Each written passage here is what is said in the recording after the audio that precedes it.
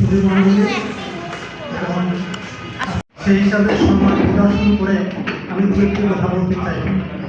স্বাস্থ্যগত কারণে একটু আসতে পারি, কিন্তু মুক্তিযোদ্ধাকে সহযোগিতা করতে আমাদের চাহিদা কিছুই নাই।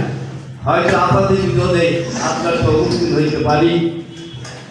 অন্যায়ভাবে আমাদেরকে মকদ্দমা দিয়া মকদ্দমা করে আমাদের বিরুদ্ধে আমাদেরকে হেনস্থ করার জন্য থাকতে পারে। তখন আমরা আপনাদের স্বর্ণবর্ণ হইতে পারি, তখন আপনারা আমাদেরকে আপনাদের তরফ থেকে যাতে আমরা আমাদের মূল্যায়ন হয় এই জন্য আপনাদের কাছে বিশেষভাবে অনুরোধ করি। ভবিষ্যতে আমরা মুক্তিযোদ্ধারা কোনো দলের না, আওয়ামী লীগ না, বিএনপি না, জামাত না, আমরা সকলের কাছে সমান। এই জন্য আমাদেরকে কেউ ভাগ করবেন না, আমি অনুরোধ করি।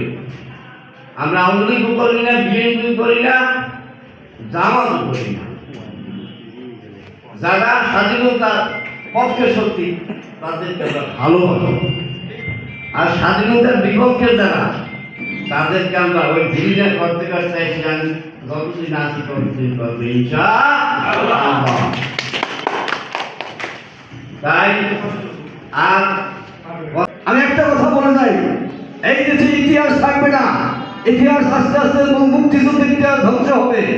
তবে আমি একটি কথা বলতে চাই, মাননীয় নির্বাহী কর্মকর্তা আপনি একটু দেখেন কাজ করলে আমাদের এই মুক্তিযুদ্ধের নামটা যেন আমরা দেখি যে অমুকের নামে 1 কিলোমিটার রাস্তা বীর মুক্তিযোদ্ধার নামে, একটা শহীদ পরিবারের নামে 8 কিলোমিটার রাস্তা, সেইটা যেন আমরা দেখতে পারি পরম চরমে। আমাদের আর কোনো বলার কিছু 20 লক্ষ শহীদ এবং 2 লক্ষ মা বোনের ইজ্জতের বিনিময় অর্জিত হয়েছিল সেদিনের এই বাংলার স্বাধীনতা।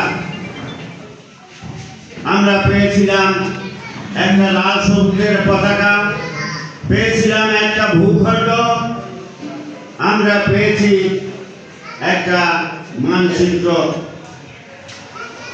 আমরা পেয়েছি আমাদের নাগরিক অধিকার, আমরা পেয়েছি আমাদের ভোটের অধিকার, গণতন্ত্র। কারণ আপনারা যারা মুক্তিযুদ্ধ ছিলেন, শুধু আপনারা কায়িক পানি মুক্তিযুদ্ধ জান না, আপনাদের অস্ত্রের পিছনে আপনাদের দেশ মাতৃকার সেই ভালোবাসা, সেই শ্রদ্ধা এবং বৈষম্য বিরোধী শোষণ মুক্ত একটি সমাজ কায়েম করার জন্য। সুতরাং আমার নিবেদন থাকবে আপনাদের চেতনা যেন স্নানিত থাকে, আপনাদের চেতনা যেন উজ্জীবিত থাকে এবং সমাজের সেই আপনাদের চেতনা যেন বিস্তার। ইতিহাসে এক অনন্য ও গৌরবোজ্জ্বল অধ্যায়। এই দিনে 1971 সালে দীর্ঘ 9 মাসের রক্তক্ষয়ী সংগ্রামের পর বাংলাদেশ অর্জন করে তার কাঙ্ক্ষিত স্বাধীনতা ও সার্বভৌমত্ব। এর ক্রীড়ানক বা এর নায়ক ছিলেন আপনারা, আমাদের জাতির শ্রেষ্ঠ সন্তান আপনারা। আপনাদের কাছে এই দিন আমাদের জাতির চিরঋণ, এ কখনোই শুধবার নয়। এটা আমরা কখনোই কোনো কিছুর বিনিময়ে শোধ করতে পারবো না। যে ত্যাগ তিতিক্ষা, যে পরিশ্রম, যে জানমালের নিরাপত্তার রিস্ক আপনারা নিয়েছেন, এটা আসলে অচিন্তনীয়।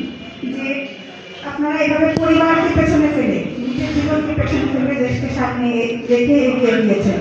মহান মুক্তিযুদ্ধ আমাদেরকে শুধু একটি স্বাধীন রাষ্ট্রের উপহার দেয়নি, বরং আমাদের শিখিয়েছে ঐক্য, আত্মত্যাগ, শৃঙ্খলা ও দায়িত্ববোধের মূল্যবোধ।